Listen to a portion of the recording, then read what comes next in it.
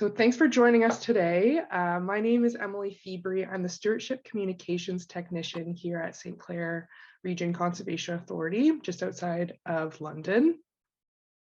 My role is getting in contact with landowners, in particular farmers, and also creating events and knowledge sharing opportunities for them and finding different funding opportunities to implement best management practices on their property and what fits their system.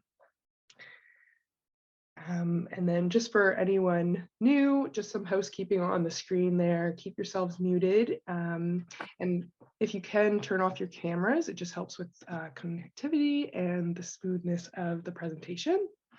If you are a certified crop advisor or here for off-CAF's knowledge sharing event, QR codes will be displayed at the end. And if you have any questions about off-CAF, I believe Madeline from Ontario Soil and Crop is in this webinar, so she can answer any questions in the chat as well. So a little fun fact about me, I actually graduated from Dalhousie University in 2017 with from environmental sciences. So it's a pleasure for me today to introduce Dr. David Burton, a soil scientist and a Dalhousie Distinguished Research Professor and the director of Dalhousie's Center for Sustainable Soil Management. In 2021, he was made a fellow at the Canadian Society of Soil Science. Over the past 30 years, Dr. Burton's research has examined the role of the soil environment in influencing the nature and extent of the microbial metabolism in soil. His focus has been on soil nitrogen cycle in the context of soil fertility and environmental impact. His current research programs involve an examination of the production and consumption of greenhouse gases in natural and agricultural landscapes, the development of tools for the measurement of soil nitrogen supply to plants, the influence of climate on soil biological processes, and the assessment of soil health.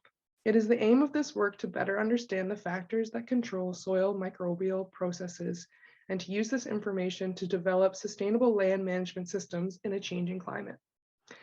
So welcome and thank you, Dr. Burton. I'll pass it over to you.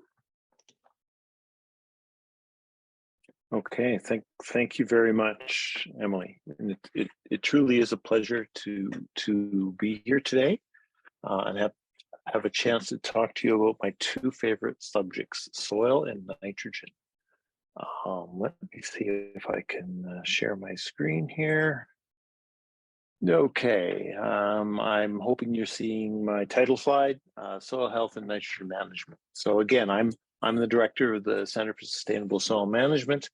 I wasn't quite sure who the audience would be here today. I'm pleased to see there's a number of producers, but I'm going to take a little bit more of a general perspective on this.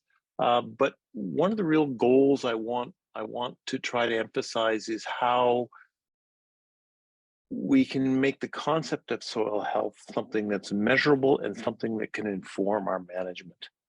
And in particular, my focus is often nitrogen management. So I want to try to emphasize how soil health can inform nitrogen management on farm. One of the things I wanted to do is first introduce you to the concept of soil. And again, those of you that are producers are familiar with soil, but we don't often think about soil in terms of its biology. And that's something I've spent a lot of my time working on. And so I want to emphasize that soils are complex living entities. They're not inert bodies of sand. They're a mixture of particles, but organic matter and a whole variety of life. And we depend upon the life in the soil. That's what makes soils function. So soils are alive, and we depend upon that life in the soil in terms of the soil realizing its function. And one of the really important things we need to do is recognize and manage that biological state of soil so it can sustain the productivity of our soils, but also protect our environment. And soils perform that dual role. And I really want to emphasize that. And again, the diversity of life in soil is quite astounding. In fact, soil is the most diverse habitat on this planet. I'm sure you've heard this before, a teaspoon of soil has more bacteria than people on the earth. It's really amazingly diverse habitat, and those organisms all have various functions within the soil to allow it to do what it does. And what does it do? Soils do a whole host of different things for us. They help us grow our food by providing nutrients and water. Yes, and so soils also clean our water by removing contaminants and ensuring that we have safe and sustainable water supplies. The biodiversity in soil is something we've often utilized in terms of it's been the source of many of the pharmaceuticals that we use in our society. It is also an extreme harbor of genetic diversity. And as we increasingly start talking about the biodiversity of our ecosystems, we have to think also about the biodiversity of our soils. And lastly, and not least, soils have a really integral part to play in terms of climate regulation, both in terms of our mitigation of greenhouse gases, and that's what the off-calf and other programs are focusing on, but also in terms of the resiliency of our production systems in the face of climate change. If we look after the soil, the health of our soil, we can ensure that our soils are better able to hold water, better able to resist drought, better able to resist erosion, and again become more resilient. But all is not well. This is a rather dramatic headline that came from a 2015 global study of the state of soil and the state of soil degradation globally by the United Nations Food and Agricultural Organization. And their conclusion at the time was, if the current state of global soil degradation continues at the rate it was at that time, we would only have 60 harvests left. Again, perhaps more dramatic than it needs to be, but emphasizing the fact that we're not going in the right direction, and we need to think about how we can better preserve and sustain the productivity of our soils.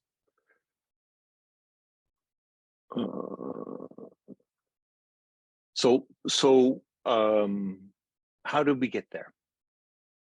There are two major innovations in agriculture that transformed agriculture, made agriculture possible.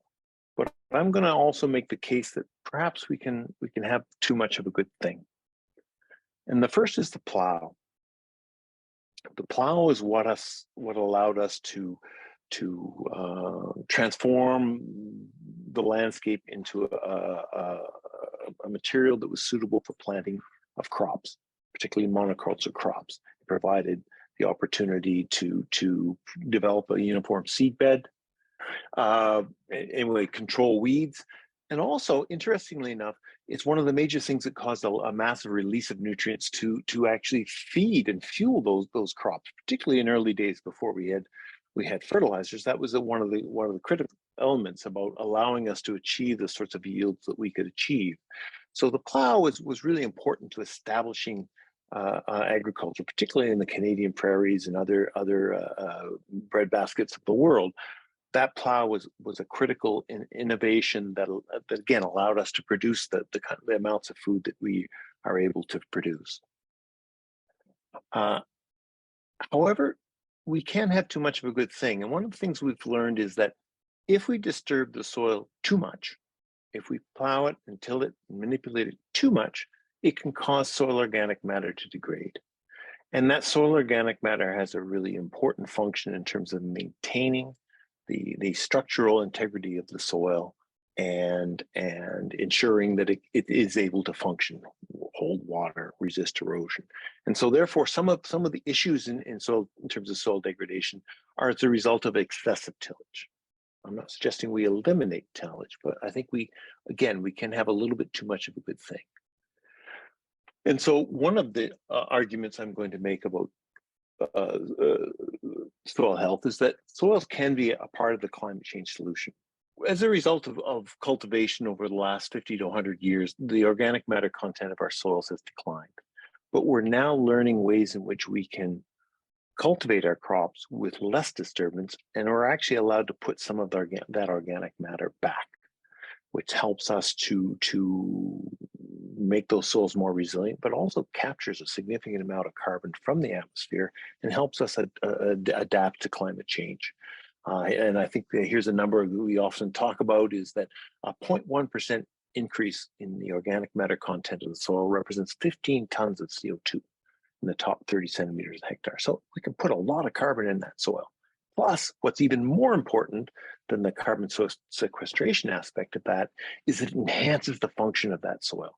So the real reason we want to put it there is to make more resilient, more robust soil that's more fertile, better able to hold water.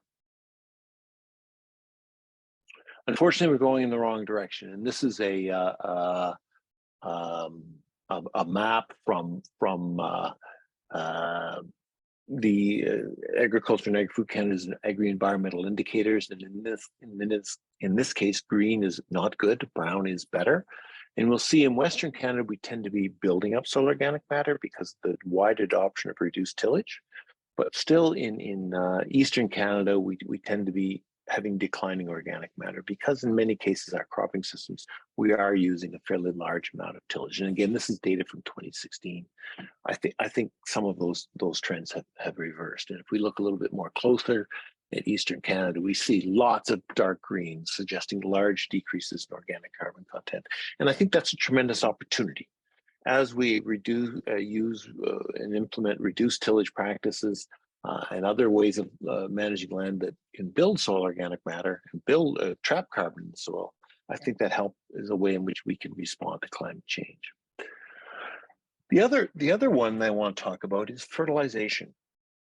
Again, fertilization was initially a tremendous asset to agriculture. It basically allowed for the Green Revolution. The Green Revolution through the 50s, 60s, and 70s was in part due to improved plant varieties, but also in part through the discovery of the way in which we could trap particularly nitrogen from the atmosphere and turn it into a plant usable form in terms of nitrogen fertilizers. And that allowed us to dramatically increase our yields. It's been estimated now that 50% of the protein that we produce for human consumption comes from the Haber-Bosch process, which is the process by which we trap nitrogen from the atmosphere and turn it into a plant usable form. And so this was a tremendous progress in terms of agriculture. But again, I think we're at a point now where we may have too much of a good thing. In much of Europe, Southeast Asia, and North America, we're really at the high end of our nitrogen use. Additional nitrogen use in those areas is not resulting in much increase in yield and can have a significant environmental impact. Only about 50% of the nitrogen we apply to our agri-ecosystems is recovered in the crop. Much of it remains in the soil and or can be lost to the environment, and that's another aspect we have to become aware of. In fact, it's been deemed that if we look at the exceedances of human activities in terms of the global ecosystem, there are three that really stand out. Two are related to agriculture and nutrient use, phosphorus and nitrogen, and one relates to biodiversity. Again, have a significant agricultural role in decreasing biodiversity. As a result of the fixation of nitrogen fertilizer, we've doubled the amount of reactive nitrogen that is present on our planet. And that's quite significant. And we have to think about how we manage that. We have to manage that very carefully. If we look at residual soil nitrogen, and that's the difference between nitrogen inputs versus nitrogen outputs, we can see the red here is not good. And again, in Eastern Ontario, we have lots of red. We're putting on more nitrogen than we're taking off. And that's something we need to try to improve upon. And this is another aspect where soils are a potential climate change solution. Nitrous oxide, one of the gases that's produced as a result of nitrogen fertilizer use, as well as other nitrogen sources like manure and legumes, it's 300 times more potent than is CO2, and therefore a small amount goes a long way. We've been doing a lot of research that is implementing a new fertilizer management concept called 4R implementation, using the right rate, the right source, the right place, and the right time of fertilizer. And we find that we can reduce nitrous oxide emissions by 30%, or by more than that, but typically around 30%. And so here's another opportunity where by refining our management, we have an opportunity to respond to this climate change challenge and reduce the emissions from agriculture. And not only that, it allows us to use our nitrogen fertilizer more efficiently, reducing our cost of production and increasing profits. And I want to emphasize, I firmly believe that this 30% reduction in nitrous oxide emissions does not mean a reduction in yield. I think we can sustain our current yields, increase our profits, while at the same time achieving this reduction in nitrous oxide emissions. Again, here's the greenhouse gases from agriculture in Canada in 2016. The east gets the dark green color, which is not a good thing. If we look a little bit more closely, again, this is largely related to the intensity of annual cropping production practices associated with corn and potato production in Eastern Canada primarily. This is where the concept of soil health steps in. Traditionally, when we thought about the state of soil, we used a lot of chemical measures of soil fertility through soil testing: phosphorus, calcium, magnesium content, all chemical measures of the state of soil. Soil health suggests that we actually need to also reflect the biological and the physical aspects of soil and how they come together to realize soil function. And in doing that, we are able to sustain soil as a vital living system within the ecosystem boundary, so it doesn't leak into the surrounding ecosystems, sustain its productivity, and promote the quality of air, water, as well as supporting plant, animal, and human health. A very embracing definition, a very challenging definition, but I think something that we can achieve with proper soil management. So in terms of sustaining soil function, biology is critical to that function.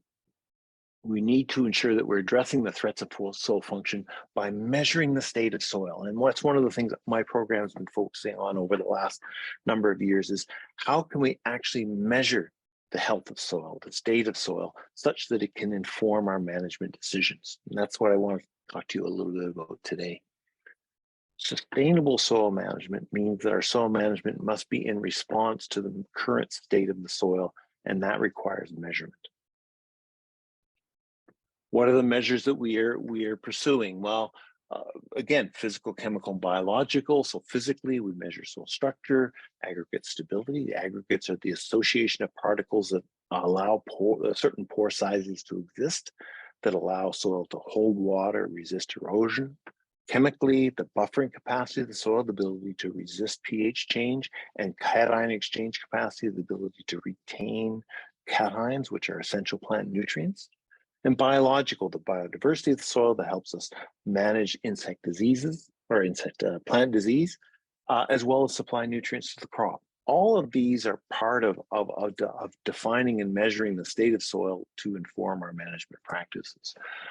We about 5 or 6 years ago, we set up the Atlantic Soil Health Lab and started a survey of soil health in Prince Edward Island in Nova Scotia. And I want to share a few of those results, particularly the results that I think are the kind of results that can inform management and make us assess some of the challenges of our various cropping systems. The first one I want to share is a measure of what's called wet aggregate stability. So the way this is measured is we take the aggregates, those clusters of particles held together by organic matter, we expose them to raindrops. And we see to what extent those raindrops break apart those particles, or they allow them to persist. And so the range of that measure goes from only 10% of the aggregates are stable to as much as 90% of the aggregates are stable. Okay, so we would like to have most of the aggregates stable. And so we also looked at that. This is data from Nova Scotia. We looked at that as a function of cropping system. So we considered field crops, crops that were in forages, pastures, vegetable production, and wild blueberry. Wild blueberry is a common cropping system in Atlantic Canada, which involves little to no disturbance of the soil. And we saw, and then this is the probability distribution, the distribution of results within that range of 0 to 1. And we saw for field crops, there was a relatively even distribution, yet there was a fairly significant number of sites that had less than 40% water stable aggregates. Compare that to forages, where in some cases we had a similar low range in aggregate stability, but we had some that had much higher aggregate stability. And again, I think this also reflects the intensity of management of those forage systems. Compare that to pasture systems, which receive relatively little distribution, high amounts of water stable aggregates. Compare that to vegetable production where there's a high degree of disturbance, often multiple times a year disturbance, very low aggregate stability. And while blueberry, again, another system with very little disturbance, high degree of aggregate stability. And I think this is making the link to the degree of disturbance and the stability of these aggregates. We also can look at the total organic carbon of those same systems, and we see a correlation. Where we have higher organic matter content, we have higher aggregate stability. Why do we have a higher organic matter content? Well, because over the duration of that cropping system, we're disturbing those systems less. We're allowing the organic matter that is deposited to be retained and build these stable soil aggregates. So that's what I wanted to talk about in terms of carbon. I also want to talk a little bit about nitrogen, because one of the real challenges we have in Atlantic Canada is we don't have a good soil test for nitrogen. Most of the nitrogen that is made available to the plant during the growing season comes from the mineralization of soil organic matter. Half of the nitrogen that the plant takes up comes from the mineralization of soil organic matter during the growing season. We don't have any way in Atlantic Canada of measuring that. So over the last decade or so, we've been trying to develop a suite of tests that allow us to measure both the amount of nitrogen that's going to become available to the plant, but also the potential for loss of that nitrogen during the growing season and in the non-growing season. I'm really only going to talk about this first piece right now, the measurement of nitrogen mineralization as a way in which we can provide producers with a sense of how much nitrogen is being mineralized from their soils during the growing season. So we've implemented this thing called the biological nitrogen availability test. This is something we developed as part of our soil health screening, and has since been adopted by the Prince Edward Island Analytical Lab as one of their commercial services as part of their soil health package. And what it does is it measures the nitrogen mineralization potential, presumably from a variety of nitrogen sources, manure, crop residue, soil organic matter. And it does it through a simple 2-week aerobic incubation. So a very simple test. We leach the soil, we incubate it for 2 weeks, we leach it again, we measure how much mineral nitrogen was produced over that 2-week period. We then apply a mineralization function to say, well, how much of that potential mineralization would be realized in a typical growing season, in this case in Prince Edward Island. And that gives us the growing season nitrogen mineralization. What are the kinds of results we're seeing? This is a summary of approximately 3,000 samples that the PEI Analytical Lab has so far processed from grower fields. And again, we've broken it down for various cropping systems. In a lot of the cropping systems in PEI are potato production systems, which they class as root crops, but there's also corn, beans system, fruit and berries, and forage and hay pasture systems. There's a couple things I want you to notice about this graph, and notice here the unit. So this is growing season nitrogen mineralization in kilograms of nitrogen per hectare. So they go from about 30 or 40 kilograms of nitrogen per hectare to almost 400. There's tremendous differences in our soils in terms of their ability to supply nitrogen to the crop. And this is a difference that we are not currently capturing and reflecting in our nitrogen management programs. This is an opportunity to better reflect the biological state of soil and its ability to support the crop, and to improve the efficiency of nitrogen use. When I first looked at these numbers, I thought, oh, I don't believe these. Those are way too big. That's absolute nonsense. So we went to other research to see whether we could corroborate those results. Fortunately, Judith Niraniza, an Agriculture and Agri-Food Canada scientist at Charlottetown Research Station, was also doing some nitrogen rate evaluations with a number of colleagues across the region. And in each of these nitrogen rate evaluations, they included a plot where no nitrogen fertilizer was applied. And they measured the amount of nitrogen the crop took up when there was no fertilizer applied, which is essentially the only nitrogen available to the crop was that which was mineralized by the soil. What did they find? Again, please don't try to read this table. All I'm putting this table here for is to show you that there was a variety of cropping systems they considered, most around potatoes that in some cases involved a legume, in some cases didn't. And what they found is nitrogen mineralization or soil nitrogen supply averaged about 106 kilograms of nitrogen per hectare. And if a legume was included in the rotation, an additional 31. How does that compare to the numbers we got from our biological nitrogen availability test? Again, our mean overall is 108, more like a little under 100 for the potato cropping systems. And when we consider the systems that had a forage in them, an additional 30 or so. So these results are very similar. They're saying that we are in the right ballpark. These are not crazy numbers.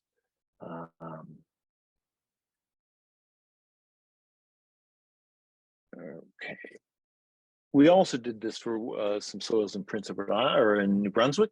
Again, similar to PEI, we're seeing a wide range in values and differences between cropping systems. And I really feel that these are measurements we need to be taking, getting this information back to producers, so producers can use this information in developing their nitrogen management programs. We've done a similar sort of thing for Nova Scotia, and again, same story. Large range in mineralization potentials, not mineralization potential, growing season mineralization values, very much influenced by cropping system, but also very, very different from site to site, suggesting we need to take field-specific types of measurements. So this is really a measure of soil health. And this is a way in which we can use that measure of soil health to inform our management of the soils. In this case, nitrogen management. I could have also used examples of phosphorus or base saturation to illustrate this point as well. So reflecting back, why are we worried about soil health? Well, we want to sustain the function of soil and the diverse functions of soil, including the supply of nutrients, the ability to hold and retain water to support crop growth, the ability to clean our water, the biodiversity of that system, and it's also its opportunities to regulate climate. What can you do as a land manager? Well, focus on how you can build soil organic matter. We're seeing a lot of this reference to regenerative agriculture. I'm not sure I completely understand what regenerative agriculture means, but I think it's referring to this concept that we're not simply producing a crop yield, we're also producing an enhanced soil resource, and that's part of our product, if you will, and that involves building soil organic matter. Almost all the studies we've done on soil health, soil organic matter is the best indicator of soil health. As we build soil organic matter, we improve the ability of those soils to function. How do we do that? Higher residue crops, keeping the soil covered, using soil carbon-rich amendments like manure, compost, biosolids, reducing our tillage, reducing our disturbance in soil as much as possible. I would also argue from a nitrogen perspective, the 4R practices for improving our nitrogen management are a real opportunity to both improve our nitrogen use efficiency, improve our profitability, but also reduce our environmental impact. I also want to say that as consumers, as citizens, we have some things we need to do. A lot of decisions in the food industry are made by what consumers are perceived to demand. As consumers, we can actually demand products that have exhibited more sustainable production practices. I think this is a real opportunity to demand these products. We may have to pay a little bit more for them, and we should ensure that payment goes back to the producer to allow them to afford to do these practices. But I think as consumers, we have to make the food industry clear that that is what we want. The other thing we can do as citizens is I think we have to encourage our government to do more monitoring and reporting on the state of our soils. This is something we used to do it as a nation. We don't do very much anymore. And I think it's important for us to understand what the current state of our soils are and our waters, and to ensure that the practices that we're implementing are moving us in the right direction. I just want to end by also highlighting a couple opportunities that a group called Farmers for Climate Solutions have put together. And in particular, they've developed a training program that's free of charge. It's called the Farm Resilience Mentorship Program. I believe the Ontario Soil and Crop Improvement Association is also a participant in this. And what this is that it's a program that tries to use a mentor-to-mentor approach to allow farmers to learn how to implement cover crops, use rotational grazing, and improve their nitrogen management. And so there's a series of different courses and different modules within that course that allow you to better understand. I was involved in production of the nitrogen management one, along with Claudia Wagner-Riddell at Guelph and Mario Tenuta at Manitoba and Aaron Delaporte at Guelph, where we tried to develop the basic principles of nitrogen management and show you how you could improve your nitrogen management to not only increase your profitability, but also to reduce your environmental impact. And for those of you that are interested, here's the link. If you go to this farmlearninghub.ca, you can sign up and you can participate in this course. Again, it's free of charge. It's not funded by government. It's funded by a private donor. And so it's there for your use. With that, I will stop. I'll stop sharing my screen, and I'll be happy to entertain any questions you might have. Thank you, David. There was a couple comments in the chat. Nick Stockman wanted to point out to remember that temperature and moisture play a big role in nutrient cycling, and that's part of the reason for the difference between Western Canada and Eastern Canada when it comes to farming. And then Jeanette had a... Can I comment on that? Yeah, sorry. You'll notice that we took our BNA test and then we used a mineralization function. It's an attempt to reflect the role of temperature and moisture, because you're right. It's very important in terms of controlling those processes. But yes, and that does influence the ability to store carbon. And that's why Western Canada has been much more effective in storing carbon. They evolved in a prairie ecosystem where those soils naturally store carbon because of climate. I do think in Eastern Canada we can do something similar. It's just it's harder to do. It's a tougher problem to solve, but I think it is solvable. Okay. Thank you. And then Jeanette's question, Mr. Burton, I just heard carbon sequestration. Do you happen to have the formula for calculating how much percentage plants can convert carbon through the use of the stomats of the leaves? Is anyone in Ontario, Canada, or the world working on this? Do you have a when this will be available to the ag sector in Ontario? Well, it's funny, we hear about all of the carbon capture and storage initiatives in the oil sector and various other sectors, and we have to develop this technology to take CO2 out of the atmosphere and put it in a form that can be stored. Plants, that's what they've been doing forever. They're the ones that have perfected that strategy. The challenge in agriculture is not so much getting the CO2 fixed by the plant. We're really good at that. It's how do we get that carbon to stay in the soil? We used to think that above ground biomass, the tops of the plants were the way in which we could build lots of soil organic matter. Turns out that's not so much the case. Roots are far more effective at building soil organic matter than shoots. And particularly roots when we leave them alone. And that's why if we can incorporate a year or two of perennial production we often can build more soil organic matter than when we're using continuous annual production systems. And so some of the people I've been working with in PEI, the potato producers, that's a crop where they have to disturb the soil a lot to harvest the potatoes, but they've been looking at things like where they may produce potatoes every other year for a few years, but then they'll allow the land to be in a perennial crop for 3 or 4 years. And they find they can build soil organic matter by that extended period of annual or perennial production, and then come back to the more rapid annual production. So again, I think the real art is not in fixing the CO2. We know how to do that. It's in the making it stay there. Thank you. And there was another question from Andre. Do you have any comparison between tillage and non-tillage systems?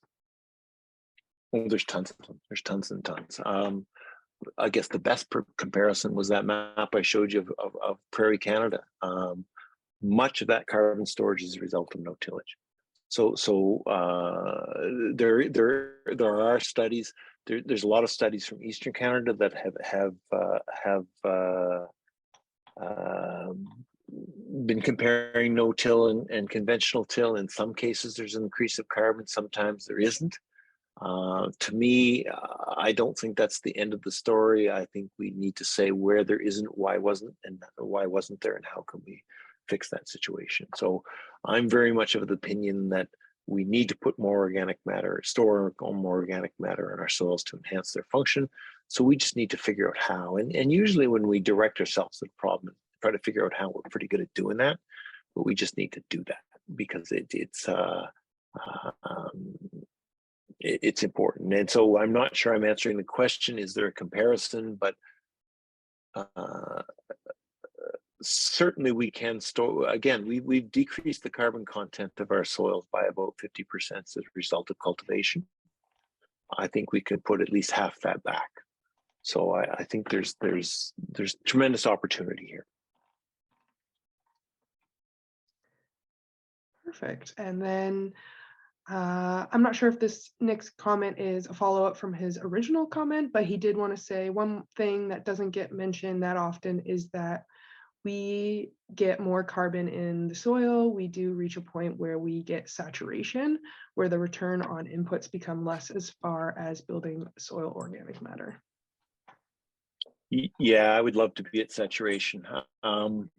So yes, I think storing carbon in soil is something that I think in Canadian agriculture might only give us 20 or 30 years of opportunity to store carbon. Hopefully by that time we've reduced the carbon footprint of other aspects of our economy. But a soil where it's got its maximum amount of carbon is going to be so fertile, so resilient. That's going to be its true value. So no, I don't think soils are an endless sink for carbon, but I do think if we could get them to the point where they're full, where the organic matter is high as it can be, then we're going to have a truly sustainable and productive land base, and then that would be a happy place to be. Perfect. There's no more questions. Jeanette did say that they've been practicing the 4 Rs for the last 6 years, and it has not decreased her yields. So that's a nice little input there. If there's any final questions, you can unmute yourself or put it in the chat box. And otherwise, we'll start wrapping up. Thank you again, Dr. Burton, for taking the time today. Here is. It's my pleasure. As a guest, as I say, I love to talk about soil health, and nitrogen